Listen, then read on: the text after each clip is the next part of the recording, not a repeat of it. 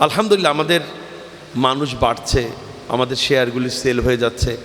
আমরা এই যে 5 মাসে যে পরিমাণ শেয়ার সেল করেছি, আমার মনে হয় না আমাদের মতো কোম্পানিগুলি 2 বছরে তা সেল করতে পারে।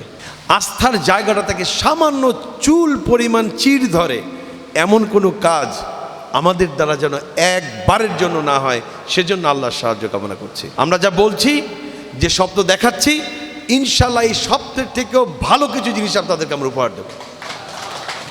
আপনারা শুধু আমাদের জন্য দোয়া করবেন। কোনো অবস্থাতেই আপনার আমানত নষ্ট হয় এমন কোনো জিনিস ইস্তাম্বুল হোটেল অ্যান্ড রিসোর্ট করবে না।